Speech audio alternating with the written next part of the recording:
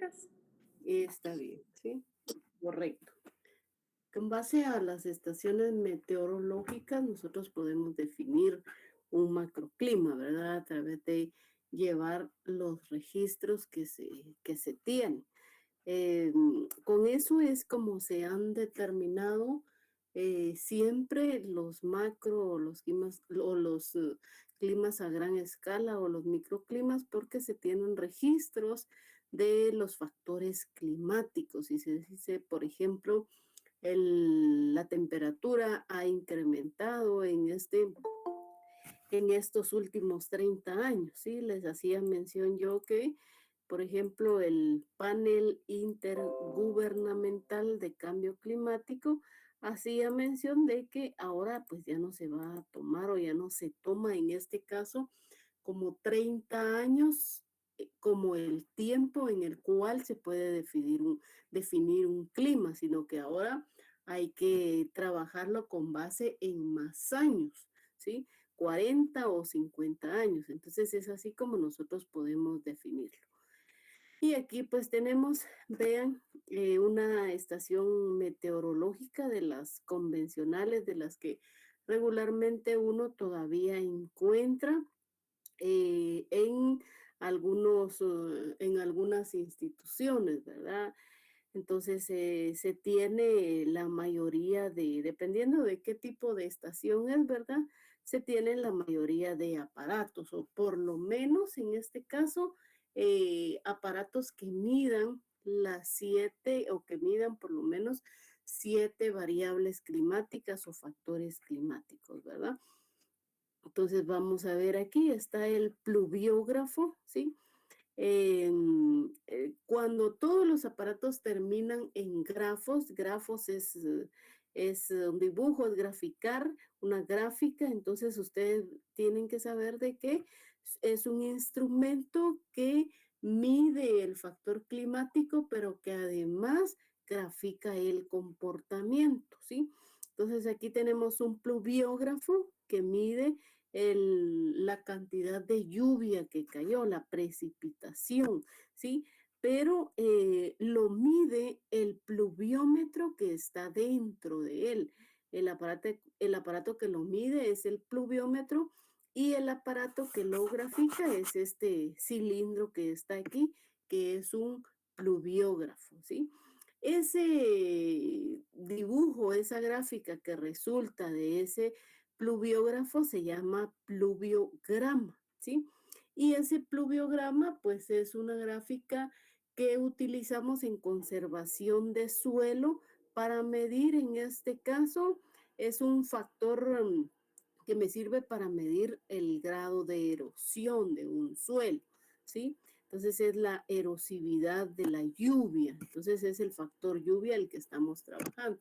Y aquí pues yo lo puedo ver a través del pluviómetro. Entonces son 3 elementos los que podemos ver de este aparato que está aquí. Es un pluviógrafo que adentro tiene un pluviómetro de repente no tengo dibujo aquí. Un pluviómetro es un recipiente como un cilindro bien pequeño. Hay de diferentes tamaños, algunos son de 10 centímetros, otros de 15 centímetros, dependiendo, ¿verdad?, del pluviómetro, y ahí se cuantifica cuánto de lluvia cae en un determinado tiempo, ¿sí?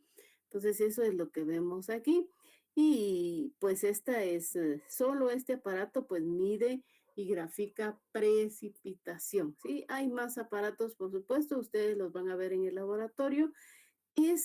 Todo esto que está aquí es la estación del SEDA, ¿sí? Es como se encuentra actualmente, ¿verdad? Estas son fotos del año pasado. Esperemos que a raíz de que cuando la pandemia termine, pues podamos retomar la estación, actualizarla o tal vez no actualizarla, sino que colocarle los aparatos que ya no están, ¿verdad? De aquí no se llevaron en este caso este tanque vaporímetro porque es de cemento, ¿verdad?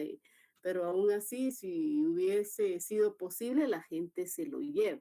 Entonces, esta estación de nosotros que está en el SEDA, que yo espero que podamos regresar este año, ¿verdad? A muchos no quieren, pero es una gran pérdida la que estamos teniendo con respecto a los conocimientos que ustedes están adquiriendo. Entonces, yo los instaría a que ustedes fueran a ver al CEDA, qué es lo que hay, ¿verdad? El CEDA, pues es el Centro Experimental Docente de Agronomía y en el cual, pues hay una diversidad de actividades que se realizan ahí, ¿verdad? Es donde nosotros realizamos esas prácticas de campo, ¿sí? En su gran minoría, otras se realizan en otros lugares, ¿verdad? En las giras realizamos bastante también. Pero aquí está entonces ese tanque vaporímetro. Por aquí estaba, si no estoy mal, bien, aquí está la base para lo que es el heliógrafo que mide la radiación. Este tanque vaporímetro mide la evaporación. Aquí está el pluviógrafo, ¿ve? Ya no tiene pluviómetro. Habían geotermómetros. Estaba eh, ay, se me olvidó otra vez ustedes y ya lo tenía apuntado, pero no estoy en mi oficina. La casita que regularmente está en los, ¿cómo se llama? En las estaciones meteorológicas. Entonces es parte de los instrumentos que pueden existir en lo que es una estación meteorológica, ¿sí? De la izquierda y de la derecha, ¿sí? De eso pues ya no hay ningún instrumento más que solo el evaporímetro. Eh, que está todavía en desuso, ¿verdad? Está prácticamente abandonada. Y por último, pues también tenemos, ustedes ven en la parte aquí de en medio, se tiene una estación automatizada, ¿sí? Lamentablemente, pues no es, no pertenece, no es nuestra esta estación, es de AMSA, ¿verdad? De la Autoridad para el Manejo Sustentable de lo que es el lago de Amatitlán, el AMSA, ¿verdad? Y que para obtener datos de aquí, pues hay que ir a pedir o hay que hacer una solicitud para que ellos puedan darnos esos datos, ¿verdad? Entonces, eso es la estación que tenemos, es una estación automatizada, quiere decir que aquí en la parte, en varias partes, lo que tiene no son los aparatos como tal, sino que son sensores, ¿sí? Que miden varias variables, ¿verdad? La veleta, la velocidad del viento, el anemómetro, el anemocinemógrafo.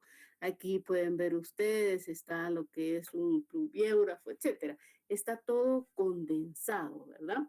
Entonces esa es la estación única que tenemos eh, aquí en el SEDA, ¿verdad?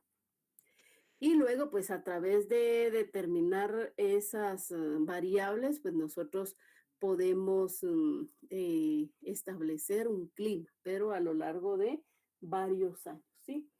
Ya me recordé del nombre de la casita que ni siquiera está aquí. Tiene que tener medidas estándares, ¿verdad? Es un abrigo meteorológico, ¿sí? Un abrigo meteorológico es una casita que está más o menos a unos 50 de altura, que tiene que tener persianas, ¿verdad?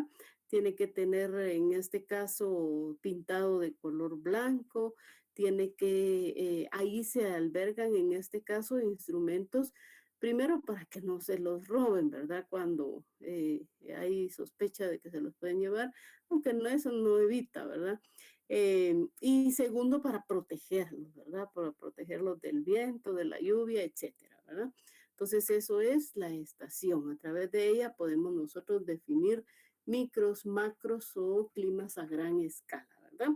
Entonces, cuando hablamos de un microclima, es un clima particular, son características climáticas diferentes, ¿sí? Diferentes de lo que es en este caso algo que nos rodea, es algo más pequeño, ¿sí? Depende de factores como topografía, temperatura, la humedad relativa, la altitud, etcétera, ¿verdad? Entonces es un espacio más pequeño, ¿sí? Muchas veces uno dice, yo tengo microclimas en mi casa. Por ejemplo, aquí en mi casa, no me lo están preguntando, pero es un ejemplo muy claro de un microclima. Por ejemplo, en el primer nivel, pero eso, como dice aquí, depende de muchos factores, ¿sí? En el primer nivel, pues cuando hace frío, ¿verdad? Cuando hay temperaturas muy bajas, entonces hasta hay que estar con suéter, con gorra, el que es muy friolento, ¿verdad? ¿Por qué? Porque se encajona todo ese frío y no vuelve a salir, sino que hasta que el otro día pues viene el sol nuevamente, ¿verdad? Pero así se mantiene con temperaturas bajas. Pero si ustedes suben al segundo nivel, ahí ustedes ya por lo mismo, ¿verdad? El sol da de frente y se mantiene otro clima, temperaturas más altas, temperaturas diferentes a la que está en el piso de abajo. Entonces, es así en este caso como es un ejemplo de lo que es un microclima, ¿verdad? Diferentes características al terreno o al ecosistema que está a nuestro alrededor. ¿Cuáles son las características? Generalmente son locales, ¿sí? Menores a 1 kilómetro, ¿sí? Aquí, pues, al igual que los macros y los climas a gran escala, pues la flora y la fauna puede ser distinta a las regiones circundantes.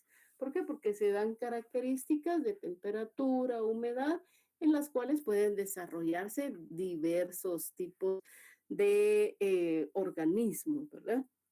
Poseen sus propias temperaturas y componentes César, climáticos, ¿qué?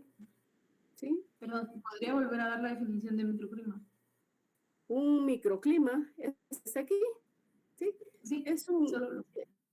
a ver, es un clima también, ¿verdad? Pero son condiciones de los factores climáticos que se dan en un lugar más reducido, ¿sí? Por ejemplo, ya lo vemos que es a nivel local, ¿sí? Podemos tener nosotros un estudio en una microcuenca grande y dentro de esa microcuenca podemos tener microclimas. ¿Por qué? Porque hay en este caso, ¿verdad? Espacios que son diferentes a los demás, ¿sí? Son características diferentes, ¿verdad? De repente ahí hay temperaturas menores, depende en este caso de todos los demás factores, ¿sí? De la topografía, de la temperatura, etcétera, ¿verdad? Entonces, son climas que se dan en este caso en áreas más pequeñas, ¿sí? Se dice que son más locales, ¿verdad? Menores a 1 kilómetro, ¿sí? Están delimitados por áreas pequeñas y específicas, poseen un relieve o características territoriales que afectan y cambian los componentes climáticos, ¿sí? Pueden ser naturales o creados por el hombre, ¿sí? Cuando hablamos de que pueden ser naturales o creados por el hombre, pues estamos hablando también de lo que son los famosos invernaderos, ¿verdad? Puede ser un viñedo, una planta, una hoja, un racimo de uvas, en las cuales pues se dan microclimas, ¿verdad? Aquí tenemos, por ejemplo, esos famosos invernaderos en donde nosotros manejamos esas variables climáticas como lo que es la temperatura, como lo que es la humedad, ¿verdad? En algunas ocasiones, pues hasta lo que es el grado de radiación que interfiere, ¿sí? Entonces aquí podemos tener microclimas, sí, es un espacio reducido.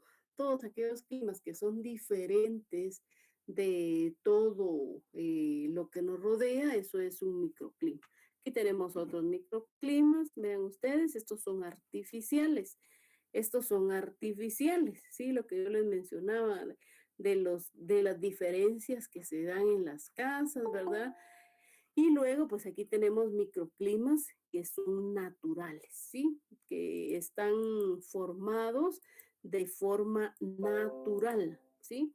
Por ejemplo, estos espacios que pueden darse debajo de un árbol, ¿verdad? De repente, ustedes, si no han visto de manera presencial, en las películas se ven de que de repente hay grutas y que cambian las condiciones. Esos son microclimas, ¿sí? Se dan en espacios pequeños. Y luego aquí hay otros, ¿verdad? Podemos decir que aquí hay espacios que hay condiciones diferentes, ¿verdad? Aquí, etcétera, ¿verdad?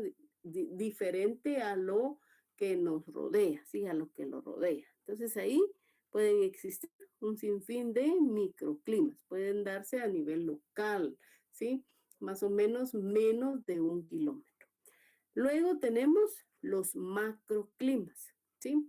En el caso de los macroclimas, igual lo diferente que lo hace es de que ya es más grande el área, ¿verdad? Es más global. Puede ser mayor de 300 kilómetros cuadrados. Es un área, ¿verdad?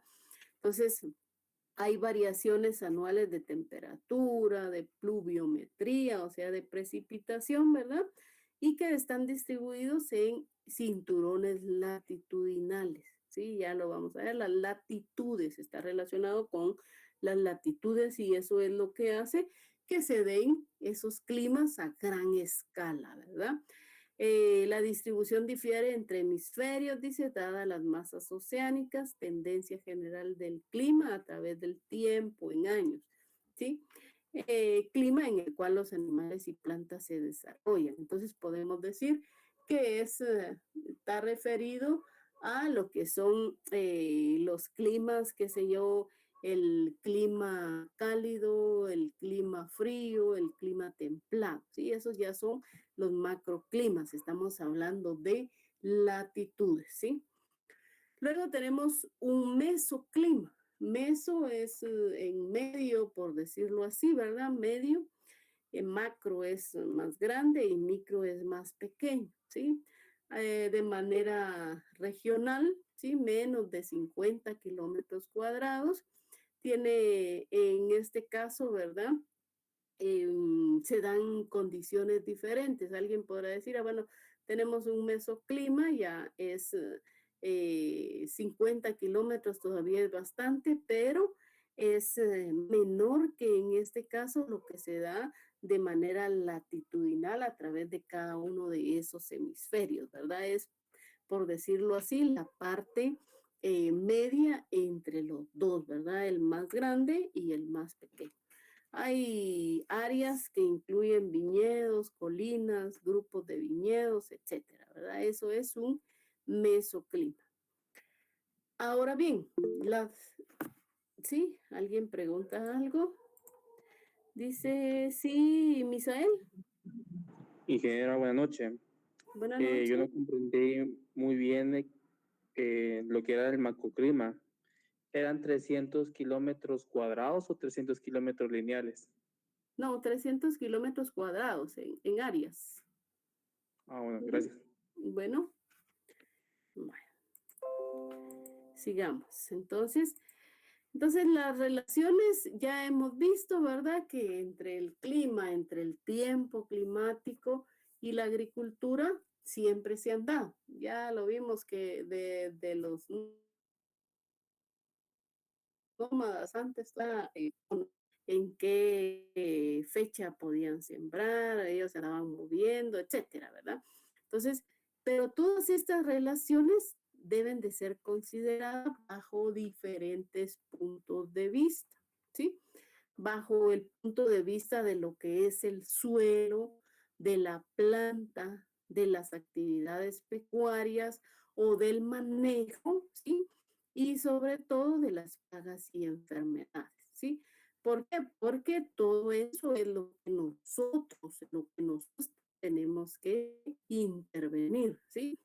Suelo a través de lo que es la erosión, la meteorización, ¿verdad? Esa formación, a través de conocer las características del suelo, ¿sí? A través de conocer en este caso las plantas, todo lo relacionado a fenología, fenometría, el material vegetativo, las variedades, etcétera, ¿verdad? En las actividades pecuarias, agrícolas y pecuarias, el manejo, ¿verdad? Es muy importante porque debemos de conocer en este caso las relaciones que se dan no solo entre plantas y animales, sino que esas aunadas a lo que es el clima como tal, ¿sí? Y también, por supuesto, va incluida esas actividades, la alimentación, el crecimiento, el desarrollo, etcétera, ¿verdad? Toda la parte de manejo de actividades agropecuarias y también lo que son las plagas y enfermedades, ¿verdad? Para poder tener ese conocimiento de las relaciones. Ya lo veíamos, nuestros, pues ellos ya tenían ese conocimiento, ¿verdad? Y nosotros, de momento en el cual nosotros decidimos alguna área de conocimiento, van a ver de que para todo hay que tomar en cuenta el clima. Y nosotros nos estamos desarrollando el área de lo que son lo agrícola, lo forestal o lo ambiental, definitivamente que esa relación hay que analizarla también, ¿sí? El clima y los cambios climáticos es un factor de mucha importancia, ¿sí? Porque de nada me sirve a mí ejecutar técnicas técnicas nuevas, si yo no tengo un curso de riego,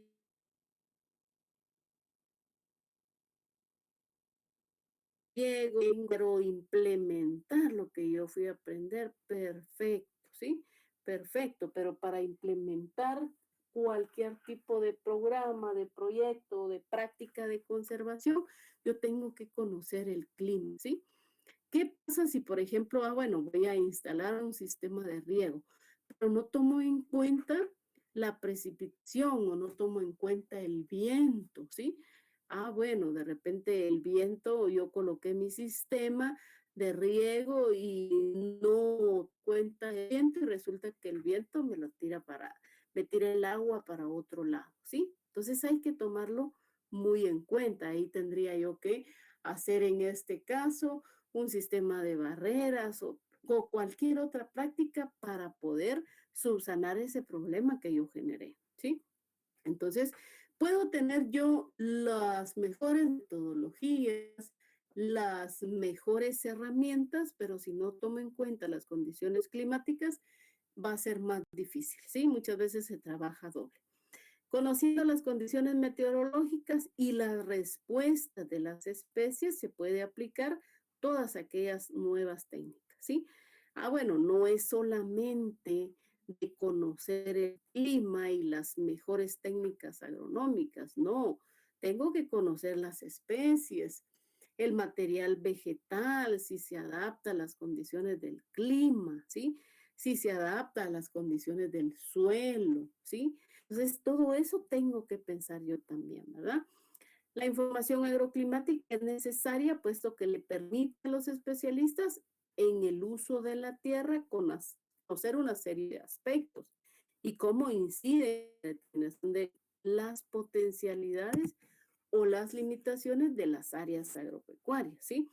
Ustedes muy probablemente, casi que al finalizar su carrera, pues llevan módulos, llevan, por ejemplo, el curso de conservación, en donde ahí hacemos la relación, en este caso, de los recursos naturales, el ambiente, con lo que es el clima. Vemos cuáles pueden ser las limitaciones que se pueden presentar o que hay en ese lugar, que hay en esa área, ¿sí? ¿Cuáles son las potencialidades?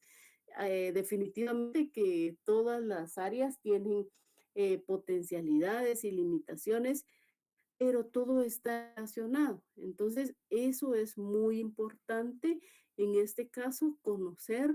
Se realiza un breve diagnóstico, se realiza una caracterización, a través de utilizar herramientas como todas, por ejemplo, ¿verdad? A ver cuáles son las potencialidades de los recursos o de la comunidad. Y eso, aunado a la información climática, pues es una bomba, ¿verdad? Leyes que hay que conocer en esto para entender la meteorología, ¿sí? Por ejemplo, tenemos la ley de Buis-Ballot, ¿sí? Si ustedes están o un observador situado de espaldas al viento, ¿sí? En el hemisferio norte, las bajas presiones se encuentran a la izquierda y las altas a su derecha, ¿sí? Las bajas presiones, ya vamos a ver a qué se refiere. Creo que tengo, aquí está el dibujo, ¿sí? Entonces está en el hemisferio norte, si yo me sitúo y está corriendo viento y yo me sitúo, en este caso de espaldas a donde viene la dirección del viento, en el hemisferio norte, las bajas presiones están a la izquierda y las altas a la derecha, ¿sí? Esto podemos verlo aquí, ¿sí? En el hemisferio norte, las bajas presiones están a la derecha, ¿sí? Y las bajas presiones están a la izquierda, ¿sí? Entonces, esto es alguna ley que hay que conocer para entender la meteorología. En el hemisferio sur, pues es al revés, las bajas presiones a la derecha y las altas a la izquierda. En el hemisferio sur, las altas presiones están a la izquierda, ¿sí? Y las bajas presiones a la derecha, ¿sí? Ya vamos a ver a qué se refiere un centro de baja y de alta presión, ¿verdad? Son leyes que nos van a permitir a nosotros entender la meteorología, pero tal vez en la unidad número 2 se va a comprender mejor, ¿verdad? Y en las zonas cercanas al Ecuador, estos dos principios no se cumplen. ¿Por qué? Porque recuérdense, bueno, no recuerden si ustedes no lo han visto, lo que corresponde al globo terráqueo, tenemos la parte de, si este fuera el globo terráqueo, vamos a asumir que este es el globo terráqueo, la Tierra, ¿verdad? Como tal. Entonces aquí nosotros tenemos en esta parte de aquí todo lo que es vamos a cambiar de color para que se vea. Aquí tenemos la zona intertropical, la zona de convergencia intertropical. Aquí tenemos el hemisferio norte y aquí tenemos el hemisferio sur. La ley de Buys-Ballot solo se cumple para latitudes mayores, ¿sí? Estas son latitudes medias, ¿sí? Y cuando nosotros vamos hacia arriba, tenemos los polos, ¿verdad? Hacia arriba y el polo sur hacia abajo. Entonces, cuando nosotros estamos aquí en la zona media, esto pues no se cumple porque se tienen los vientos que vienen del norte o que vienen del sur, son los vientos alisios, ¿sí? Y estos pues vienen a formar aquí una zona, ¿sí? En la cual nunca se llegan a topar, pero hay una zona de calmas tropicales aquí, todo este trópico aquí, y por eso ya no se cumple esa ley de Buys-Ballot, ¿verdad? Solo se da aquí este movimiento en el cual pues uno puede definir dónde están, en este caso, ¿verdad? Las bajas presiones y las altas presiones, ¿sí?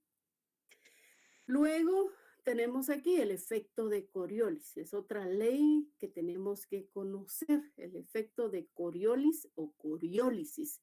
Lo vamos a ver también más a detalle en la unidad número 2. ¿Qué es el efecto de Coriolis? Ya está más desarrollado, pero aquí se los voy a colocar. Por ejemplo, la Tierra tiene un sistema de rotación, ¿sí? Rotación, el famoso movimiento de rotación en el cual gira sobre ella misma, ¿sí? La Tierra gira sobre ella misma. Ese es el movimiento de rotación. Pero la Tierra, aparte de que está girando sobre ella misma, ella va girando, aquí vamos a suponer que tenemos al Sol, ¿sí? Entonces, ella va girando aquí alrededor del Sol. Ella va girando sobre ella misma, pero también va girando alrededor del Sol.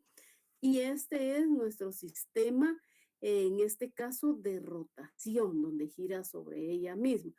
Entonces, ¿qué es lo que hace el efecto de Coriolis? Lo que hace es de que en este sistema de rotación, al momento de que un cuerpo se esté moviendo, ¿sí? Se lanza un objeto, por decirlo así, entonces ese objeto siempre se va a ir. En el caso del hemisferio norte, que este es el hemisferio norte y este es el hemisferio sur, son mitades en las cuales se divide la Tierra. Entonces, en el hemisferio norte yo tiro un objeto y el objeto siempre va a agarrar hacia la derecha, ¿sí? Hacia la derecha. Y en el caso contrario, en el hemisferio sur, siempre va a agarrar hacia la izquierda, ¿sí? Tal vez es muy mala la comparación, pero ustedes lo pueden ver en el sanitario, aunque algunos pues ya vienen modificados, pero en otros sí se cumple este efecto de coriólisis. Uno echa el agua en el sanitario y si ustedes ven, el agua se va así, ¿sí? Se va así, se va hacia la derecha, ¿sí? Hacia la derecha. Entonces, ese es el efecto de Coriolis que está actuando, ¿sí? El hecho de que el sistema de rotación de la Tierra y al lanzar un objeto, pues ese objeto desvía la dirección, ¿sí? Desvía la dirección. Si por ejemplo yo estoy ubicada aquí, ¿sí? Y se supone que yo quiero caminar para acá, ¿sí? Yo quiero caminar para acá, el efecto de Coriolis lo que hace es de que me va a desviar hacia la derecha, ¿sí? Eso es lo que hace el efecto de Coriolis. Lo pueden ver también, por ejemplo, al lanzar, qué sé yo, estos jugadores que lanzan tiro de jabalina, ahí se puede ver también, ¿verdad? En donde, perdón, alguien quería hablar ahí, ya terminé, ¿no? ¿Verdad? Sí, Madeline. Ingeniera, disculpe, ¿podría repetir de eso de por el ejemplo que dio del sanitario? Bueno. ¿Dónde es que se va para la izquierda? O sea, hemisferio sur o norte. Para la izquierda se va en el hemisferio sur. Nosotros que estamos en el hemisferio norte se va hacia la derecha, ¿sí? Hacia la derecha, ¿sí? Gracias. Entonces, bueno, entonces todo aquel que tiene curiosidad vaya a ver a su sanitario, a ver para dónde se va el agua, ¿verdad? Cuando termine la clase. Entonces les decía yo, otro ejemplo, ¿sí? Ya vamos viendo 3 ejemplos con este. Los que hacen tiro de jabalina, ¿sí? Ustedes de repente han visto, ¿verdad? Ellos están ubicados aquí y la jabalina pues tiene que llegar hasta este punto, ¿sí? Parecido a lo que yo les mencioné, ¿sí? Recto. Y ellos lo que hacen es hacer en este caso, ¿verdad? Una desviación, ¿sí? Una desviación. Yo lo tiro, yo lo quiero aquí, pero yo lo tiro para acá. ¿Por qué? Porque yo sé que me lo va a desviar hacia la derecha, ¿sí? Me lo va a desviar hacia la derecha cuando yo estoy en el hemisferio norte, ¿sí? Y ese es el famoso efecto de Coriolis. Una desviación que se hace proveniente o se cree que es derivado de los vientos alisios, ¿sí? Entonces los vientos son vientos que se desplazan del hemisferio norte hacia el Ecuador, del hemisferio sur hacia el Ecuador, ¿sí? Es el efecto de Coriolis. Y con esos dos principios o leyes, pues con eso uno como que ya entiende cuando lleguemos a su respectiva unidad, ¿verdad? Algunos otros procedimientos que se dan, ¿verdad? Ahora vamos a ver algunos problemas climatológicos en la producción agrícola, ¿sí? Solo haciendo un paréntesis, ustedes se recuerdan que cuando les hablé yo de la evaluación, se va a hacer un examen corto al finalizar la unidad 135, 135, 3 exámenes cortos, ¿sí? Entonces, esta unidad, pues ya la vamos a terminar. Si no la terminamos hoy, la terminamos el día de mañana. Entonces, va a haber examen corto, como es una unidad pequeña, ¿verdad? Al siguiente día. Si la terminamos hoy, bueno, vamos a dejar el examen para el día miércoles. Si la terminamos mañana, la vamos a dejar para el día martes. El día lunes no hay clases, porque es el aniversario de la universidad, entonces es asueto oficial, ¿sí? Eso era un paréntesis para que nos recordemos de que cuando terminemos la unidad vamos a hacer examen corto, ¿verdad? Bueno, sigamos entonces. Hay algunos problemas climatológicos en la producción agrícola, ¿sí?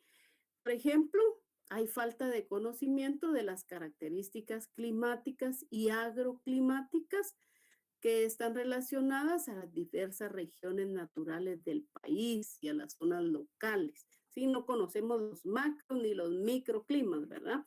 Entonces, nuestro país está dividido en regiones naturales, ¿sí?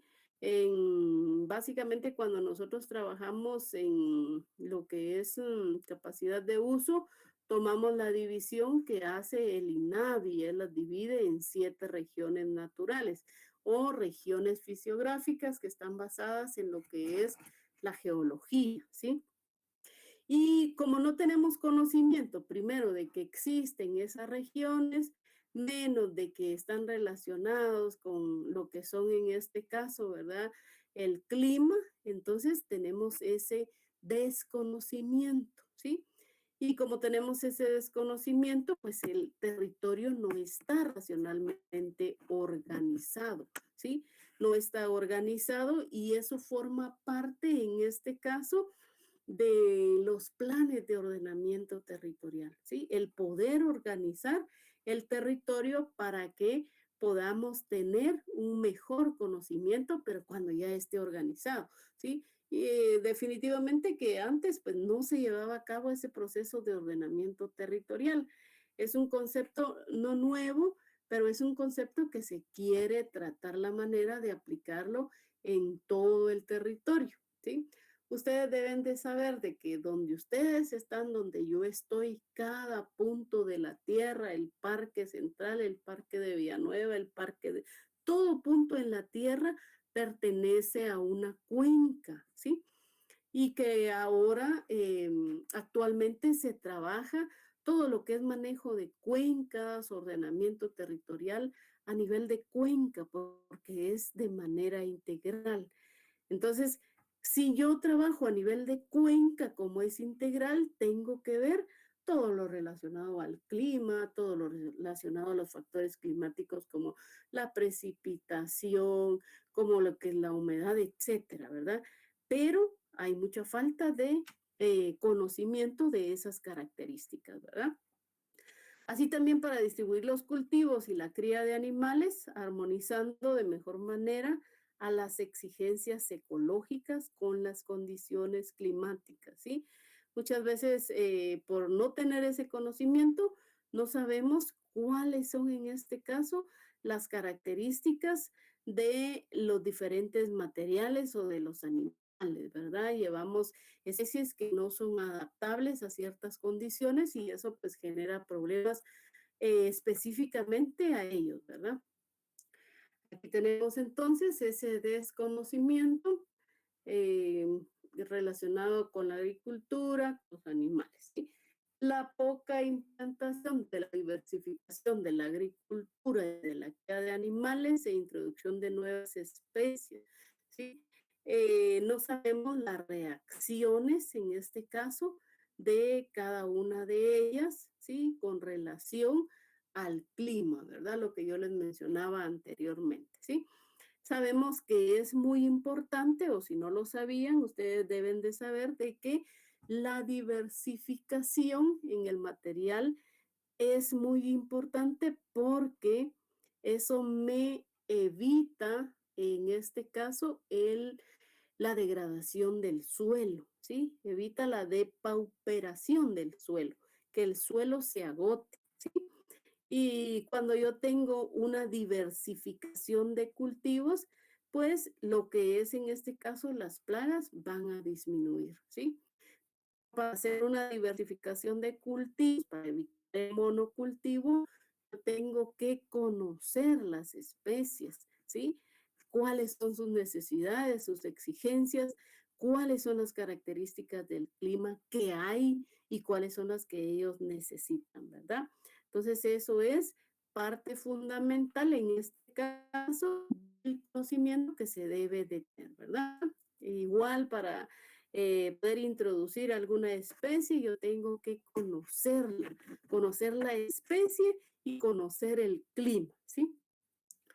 El problema de establecer por regiones y zonas el calendario agrícola que distribuya juiciosamente los trabajos del campo durante el año y que se obtenga el mejor beneficio posible, ¿sí? Muchos ni siquiera saben de que existen calendarios agrícolas, ¿sí? Anteriormente, pues, se tomaban, por decirlo así, como que más en cuenta, lo trabajaba el MAGA, ¿verdad? Y que en este caso, pues un calendario agrícola es aquel en donde están las diferentes fechas para diferentes especies vegetales, ¿verdad? Y cuándo se puede podar, cuándo se puede sembrar, etcétera, ¿verdad? Todo el manejo que se le puede dar a los cultivos, ¿sí? En algunas regiones no hay, se ha tratado de implementarlo a nivel nacional, pero muchas veces por ese desconocimiento, ¿sí? Entonces no se tienen mejores resultados, ¿verdad?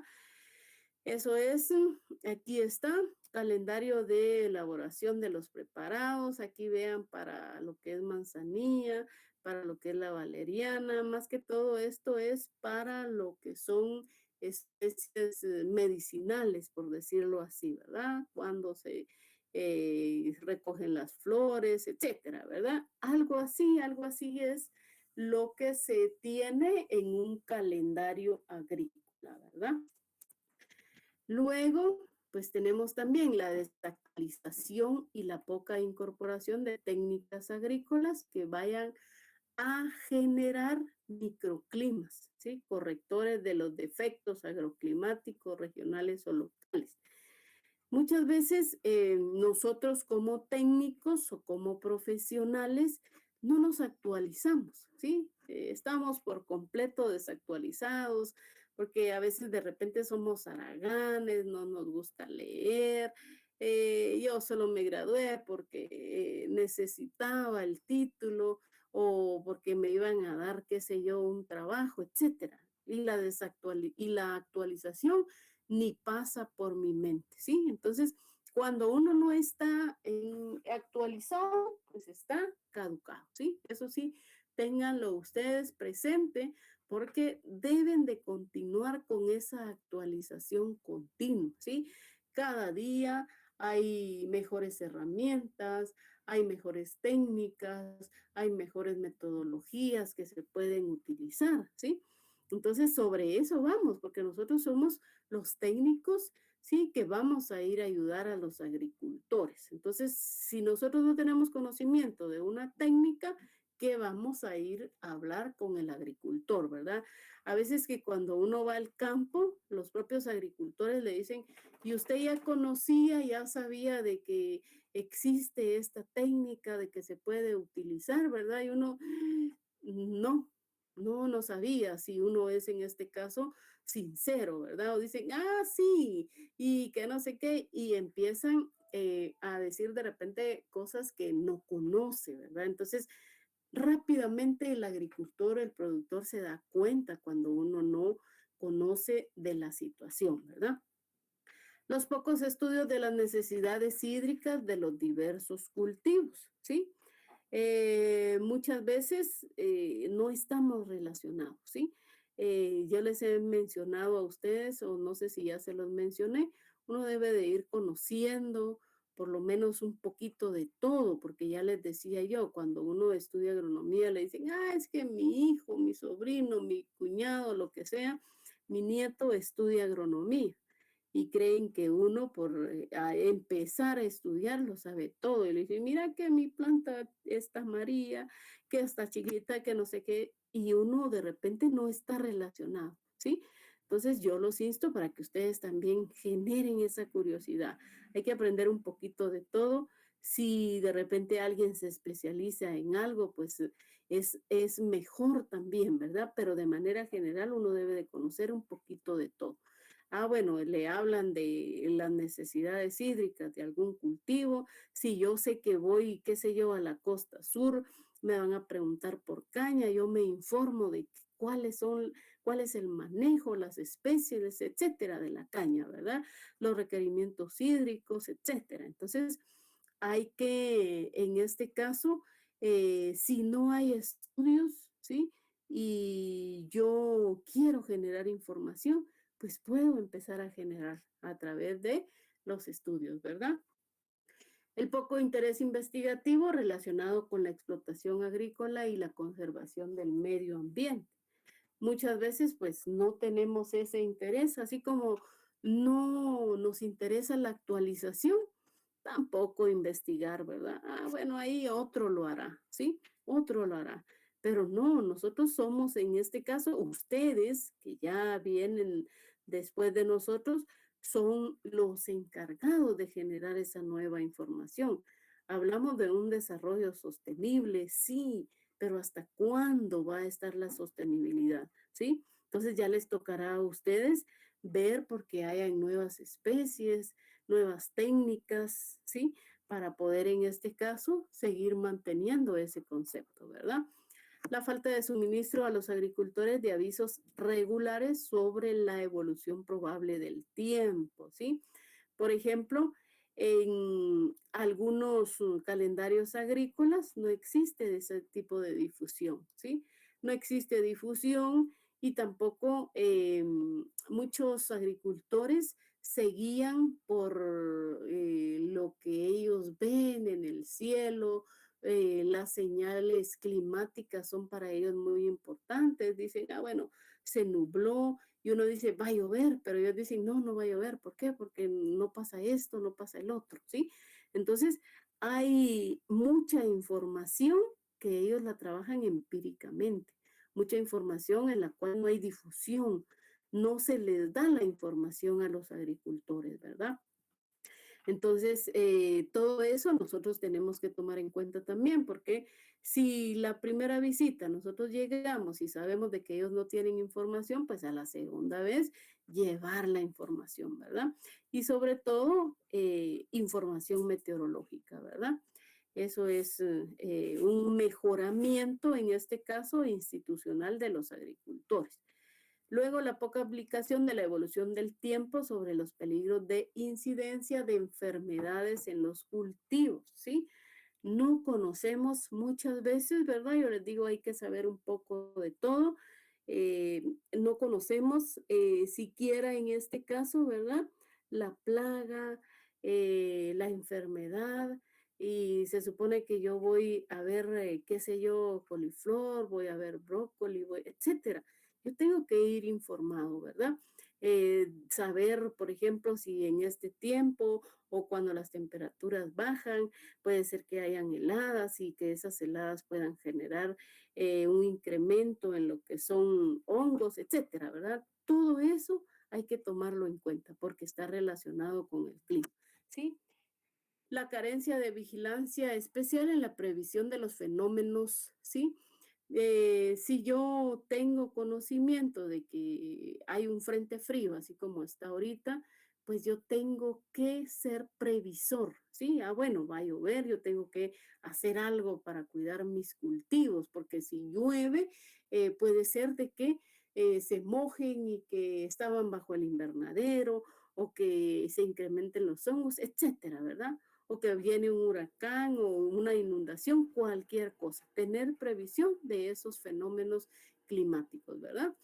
Y luego la poca previsión de cosechas por regiones, ¿sí? Esto es algo que muchas veces influye mucho en la producción de los agricultores porque no se tiene a veces conocimiento de que en determinada fecha se puede cortar el producto y resulta que después ya no hay transporte para que se lo lleven y que lo vamos a almacenar, etcétera. Entonces, no se tiene y si se tiene no hay previsión. Ah, es que yo no corté porque me enfermé, etcétera, ¿verdad? Entonces, todas esas características pueden dañar, ¿sí?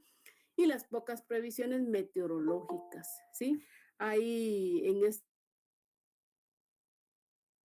en las cuales no conocemos el clima, ¿sí? y a lo que se puede incurrir es a generar ese peligro, no solo de incendios forestales, sino más a provocar en este caso otro tipo de perjuicios, ¿verdad? Entonces, tener en este caso, ¿verdad? Esa previsión, bueno, es muy probable que se incendie en temporada seca. ¿Por qué? Porque las temperaturas se incrementan y puede dañar. Entonces, yo me preparo, ¿sí? Yo preveo eso y voy a hacer en este caso, ¿verdad? Algo para evitar que ese fuego pueda correr, ¿sí? Entonces, esos son algunos de los problemas, ¿verdad? Bueno, no sé si tienen alguna duda hasta lo que hemos visto aquí, porque yo creo que ya casi es el tiempo, si no me voy a extender más. Si terminamos el día de mañana, ya poquitas nos quedaban. Entonces el examen corto será el día miércoles, ¿sí?